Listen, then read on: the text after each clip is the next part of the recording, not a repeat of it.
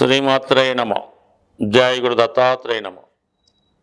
ఈ వీడియోలో మనం వృషభ రాశి వారికి సెప్టెంబర్ 1వ తారీఖు నుంచి 15వ తారీఖు మధ్యలో జరగబోయే పక్ష ఫలితాలు పరిశీలించినప్పుడు మరి మనం వృషభ రాశి కోసం తెలుసుకుంటున్నాం కాబట్టి ఇంపార్టెంట్గా శుక్రగ్రహ సంచారం మీద ఈ పక్షంలో ఎక్కువ ఫలితాలు ఆధారపడి ఉంటాయి.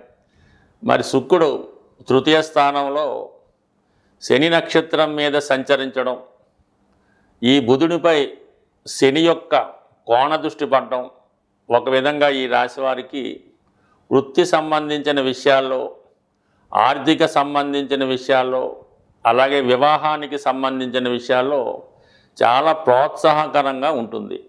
ఎవరైతే స్త్రీలు నూతన ఉద్యోగ ప్రయత్నాలు చేస్తున్నారో వారికి కంపల్సరిగా మీ ప్రయత్నాలు చాలా వరకు నెరవేరే అవకాశం ఉంటుంది. ముఖ్యంగా పుట్టింటి వారితో మీకున్నటువంటి విభేదాలు, చాలా కాలంగా ఉన్నటువంటి విభేదాలు పరిష్కారం అవ్వడం జరుగుతాయి. ఈ సమయంలో మీకు వారు ఇవ్వవలసినటువంటి ధనం వగైరా స్థిరాస్తులు మీకు ఇవ్వడం జరుగుతూ ఉంటుంది. అలాగే మీ తోబుట్టువుల్లో ముఖ్యంగా మీకన్నా పెద్దవాళ్ళు, మీ అన్నయ్య గారు కానీ అలాగే అక్కగారు కానీ మీకు చాలా వరకు ప్రోత్సహించి మీ అభివృద్ధికి పరోక్షంగా కారణం అవడం జరుగుతుంటుంది. ఎవరైతే ప్రస్తుతం సినిమా రంగంలో కానీ లేదంటే వ్యాపార రంగంలో కానీ ఒక సెలబ్రిటీ రంగంలో ఉన్నటువంటి స్త్రీలు, అటు రాజకీయ రంగంలో ఉన్న వాళ్ళకైనా ఒక గుర్తింపు లాంటిది రావడం జరుగుతూ ఉంటుంది. ఎస్పెషల్లీ దానివల్ల మీకు ఆదాయం పెరుగుతూ ఉంటుంది. అంటే రెగ్యులర్గా లంసమ్గా ఒకేసారి ఆదాయం కాకుండా పర్మనెంట్గా ఒక రెగ్యులర్ ఇన్కమ్ అన్నది ఈ సమయంలో మీకు ఏర్పడుతూ ఉంటుంది. మీకున్నటువంటి కుటుంబ సమస్యలు, ఆర్థిక సమస్యలు ఒకేసారి చాలా వరకు పరిష్కారం అవ్వడం జరుగుతూ ఉంటుంది. ముఖ్యంగా ధనస్థానంలో ఉన్నటువంటి గురుగ్రహం అటు అష్టమ లాభాధిపతిగా స్వర్నక్షత్రం మీద అంటే పునర్వసు నక్షత్రం మీద సంచారం చేయడం వల్ల ఒక విధమైనటువంటి ఆకస్మిక ధనలాభం మీ కుటుంబంలో ఒకరికి, అంటే అది ధన రూపంలో కాకుండా మీ కుటుంబంలో ఒకరికి సడన్గా ఉద్యోగం కానీ, వివాహ ప్రయత్నాలు నెరవేరడం కానీ, లేదంటే ఏదన్నా ఒక మంచి అవకాశం మీ కుటుంబంలో వారికి రావడం వల్ల చాలా వరకు మీ కుటుంబ ప్రతిష్ట పెరుగుతుంటుంది. కుటుంబ సభ్యులంతా ఏదన్నా ఒక ఆధ్యాత్మిక కార్యక్రమంలో కానీ, పుణ్య కార్యక్రమాల్లో కానీ కలుసుకోవడం జరుగుతూ ఉంటుంది. అలాగే బంధుమిత్రులు చాలా వరకు మీ కుటుంబంతో కలుసుకుంటారు. ముఖ్యంగా దూరమైనటువంటి మీ కుటుంబ సభ్యులు కానీ, బంధుమిత్రులు కానీ, ఎస్పెషల్లీ మీ యొక్క రక్త సంబంధికులు తిరిగి మళ్ళీ మీ కుటుంబంలో కలుసుకోవడం జరుగుతూ ఉంటుంది. దాంతో మనకి శని భగవానుడు వృషభ రాశికి యోగకారకుడు. శని ఎంత బలంగా ఉంటే ఈ వృషభ రాశి వారి యొక్క ఫలితాలు అంత బలంగా రావడం జరుగుతుంటుంది. వాళ్ళ క్యారెక్టరు, నడవడిక, వివాహ జీవితం, ఉద్యోగం, సేవింగ్స్ ఇవన్నీ కూడా శని యొక్క స్థితిని బట్టే ఆధారపడి ఉండడం జరుగుతూ ఉంటుంది. ఎస్పెషల్లీ వృషభ రాశి వారి జన్మజాతకంలో శని ఎంత బలంగా ఉంటే వాళ్ళ జీవితంలో అభివృద్ధి అంత ఉన్నతంగా రావడం జరుగుతుంటుంది. దానికి గోచారరీత్యా వచ్చే శని సహకరించడం జరుగుతూ ఉంటుంది. ఎస్పెషల్లీ ప్రస్తుతం శని భగవానుడు వక్రగమనంలో ఉంటూ మీకు తన సొంత నక్షత్రం అయినటువంటి ఉత్తరాభాద్ర నక్షత్రం మీద సంచరించడం చేయవలన భాగ్య రాజ్యాధిపతి ఫలితాలు ఏర్పడడం జరుగుతుంటుంది. అంటే భాగ్య రాజ్యాధిపతి అంటే ఉద్యోగం, గౌరవం, హోదా, స్థితి అన్నీ కూడా లాభస్థానంలో ఉన్నటువంటి శని మీకు కల్పించే అవకాశం ఉంది. 9వ స్థానాధిపతిగా మీకు ఆధ్యాత్మిక విషయాల్లో అనుకూలత ఏర్పడుతుంది. గురువులు, తల్లిదండ్రులు, మేధావుల యొక్క సహకారం లభిస్తూ ఉంటుంది. అలాగే అదృష్టం కలిసి రావడం ద్వారా మీరు చేసే ప్రయత్నాలు సంపూర్ణంగా సహకరించడం జరుగుతూ ఉంటుంది.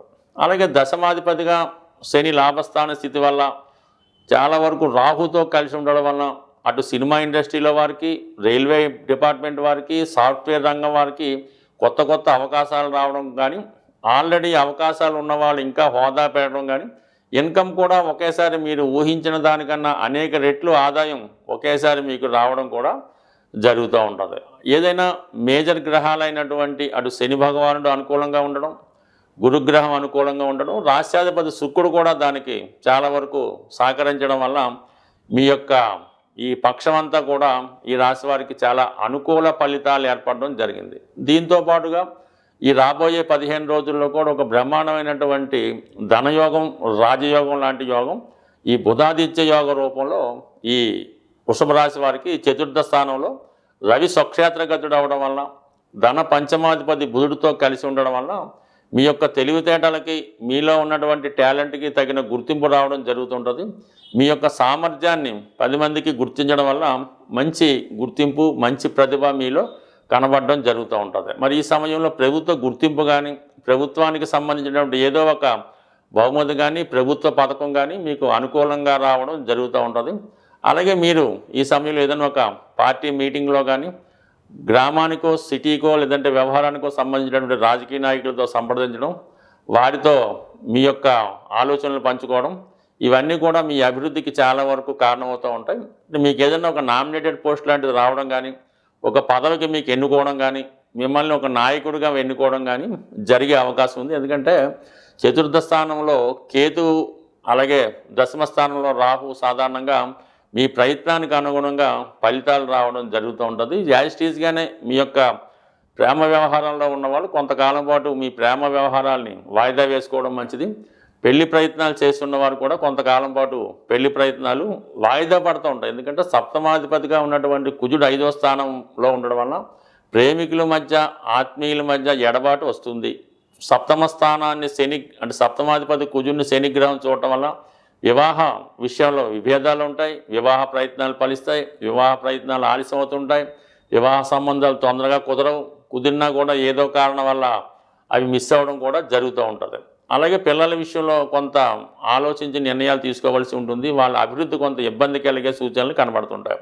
ఎట్టి పరిస్థితుల్లో కూడా ఈ షేర్ మార్కెట్, స్పెక్యులేషను, జోదం వారికి దూరంగా ఉంటే మంచిది. ఈ వారం కూడా యాజిటీస్గా మీకు పంచమ స్థానంలో కుజుడు కొద్దిగా కన్ఫ్యూజ్ చేసి స్పెక్యులేషన్ ద్వారా, ట్రేడింగ్ ద్వారా ధనం పోగొట్టుకునే అవకాశం ఉంటుంది. కాబట్టి జాగ్రత్తగా వ్యవహరించండి. మరి ప్రస్తుతం 12 రాసుల వారికి ఈ పక్షంలో వస్తున్నటువంటి మహాలయ పక్షాలు, అంటే మీ యొక్క పితృదేవతల్ని సంతృప్తి పరచడానికి వచ్చినటువంటి రోజులు ఇవి.